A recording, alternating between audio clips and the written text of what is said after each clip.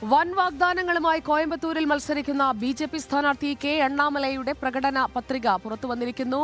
IIM സ്ഥാപിക്കും എന്നതടക്കമുള്ള വാഗ്ദാനങ്ങളാണ് BJP. സംസ്ഥാന അധ്യക്ഷൻ മണ്ഡലത്തിന് മാത്രമായി പുറത്തിറക്കിയ പത്രികയിലുള്ളത്.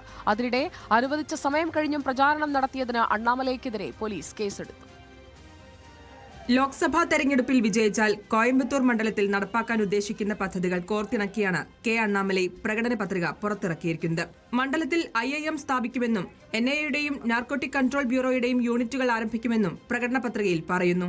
കോയമ്പത്തൂരിനെ അന്താരാഷ്ട്ര നിലവാരത്തിലെത്തിക്കുമെന്നും അണ്ണാമലൈ വാഗ്ദാനം ചെയ്തു. നവോദയ സ്കൂൾ സ്ഥാപിക്കും.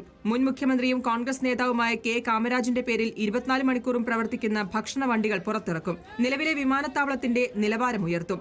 മണ്ഡലത്തിൽ ക്യാൻസർ ചികിത്സാ കേന്ദ്രം സ്ഥാപിക്കുമെന്നും പ്രകടന പത്രികയിൽ അണ്ണാമലൈ പറയുന്നു.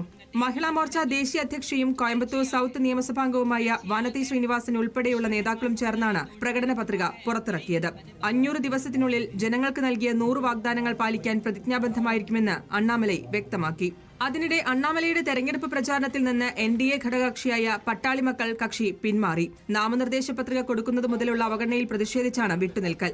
ആവാരംപാളയത്ത് BJP DMK പ്രവർത്തകർ തമ്മിലുണ്ടായ സംഘർഷത്തിന്റെ പശ്ചാത്തലത്തിൽ അണ്ണാമലയ്ക്കെതിരെ പീളമേട് പോലീസ് കേസെടുത്തു. രാത്രി 10 മണിക്ക് ശേഷവും BJP പ്രചാരണം നടത്തിയെന്ന DMKയുടെ പരാതിയിലാണ് നടപടി. നിയമവിരുദ്ധമായ സംഘം ചേരൽ, അന്യായമായി തടഞ്ഞു നിർത്തൽ എന്നീ കുറ്റങ്ങളാണ് അണ്ണാമലയ്ക്കെതിരെ ചുമത്തിയിരിക്കുന്നത്.